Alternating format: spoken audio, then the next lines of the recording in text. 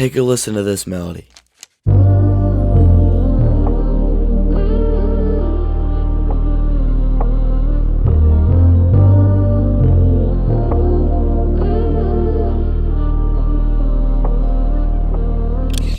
This sample started out from these simple chords.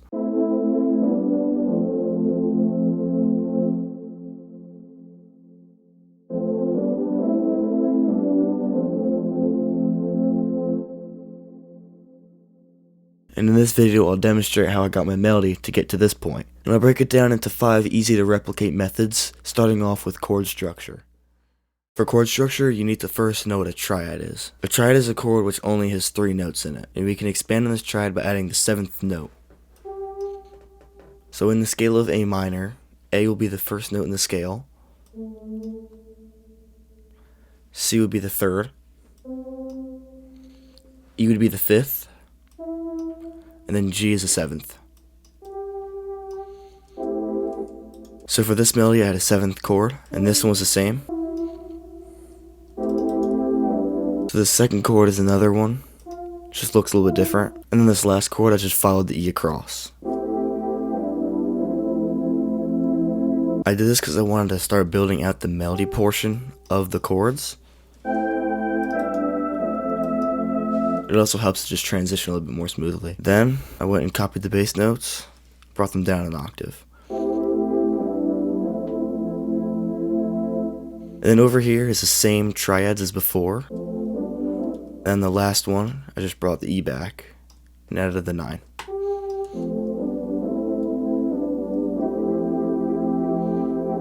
So the E would be the 7th and the 9.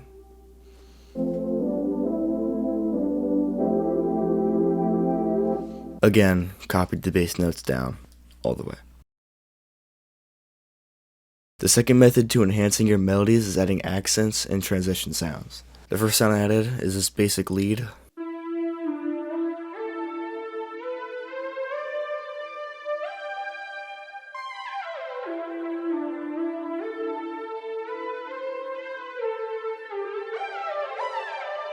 So for this, there's not really much to break down, except the fact I just played it out and added these triplets at the end of each 4 bars. I had it end on B so it can transition, or so it can resolve back to E nicely. So just pay attention to this real quick. The effects on here, I have a delay, a reverb, cymatics origin, and then an EQ.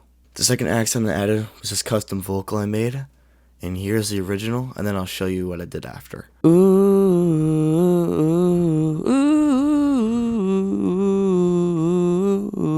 And then here's the after.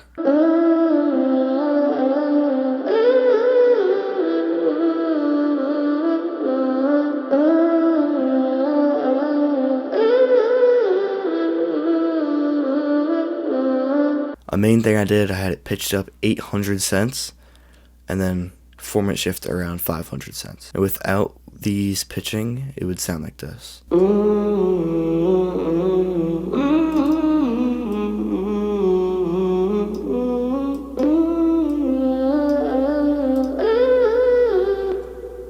The third accent I did was copying the chords over from before and pasting them into a Rhodes from Omnisphere.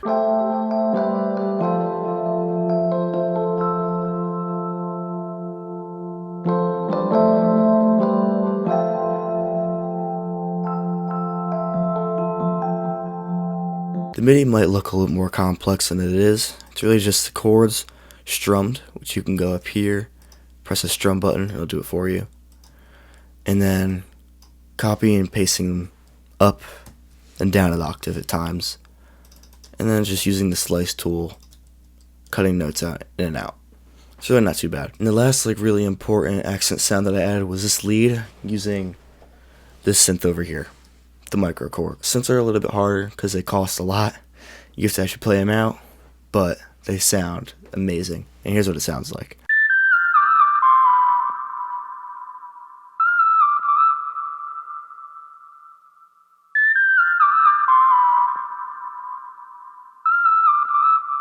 So the cool thing about this specific synth is it's a really old synth, so most of the sounds in here sound pretty retro, and that's pretty good when I'm going for or it sounds pretty good when I'm going for like an R&B style loop. So that's why I added that. Then to top it all off, I added 2 basses that layer on top of each other, and here's what those sound like.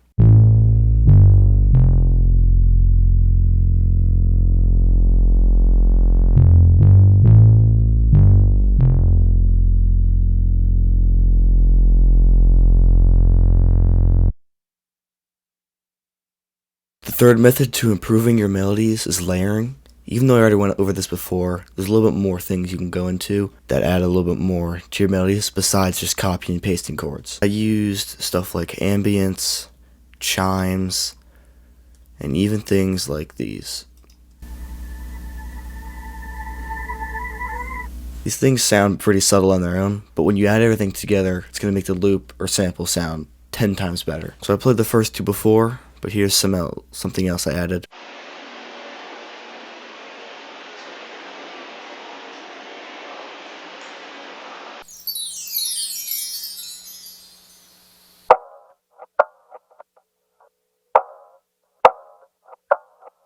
So that's every extra thing that I added in terms of layering. Probably would have done more layering in a different sample, but for this specific sample, like an R&B sample, I want it to be pretty open, and because of that, I wanted to have more room for an artist, so that's why I did that. The fourth little method to improving your melodies is pitching. So in the intro of this video, you heard the sample in a different key, and the reason I'm showing you it differently is because I wanted to save it up until this step. I have a pitch shifter here on the master going down 2 semitones, and I'll show you the before and after of the first 4 bars.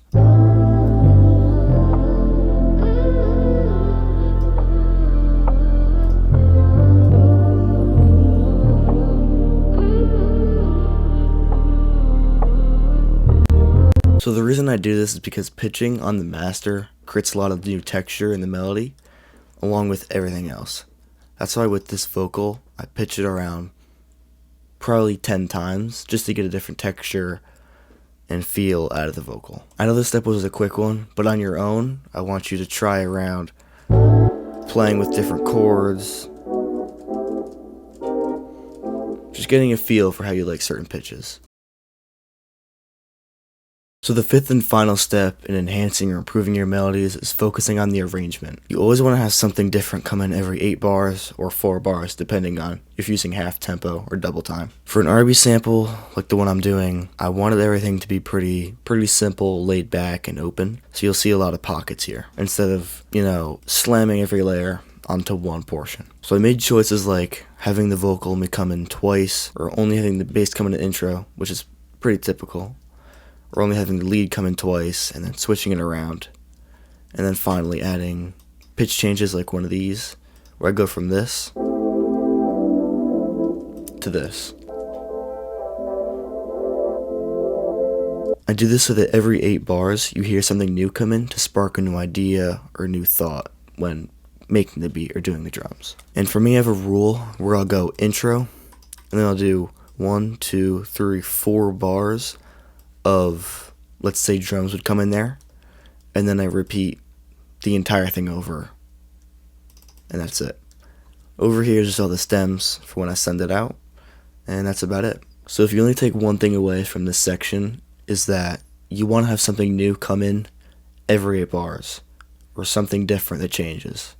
So just keep that in mind. And that's it. Thank you for watching. I hope that you can take a lot away from this video and go to make better samples than what you've already made.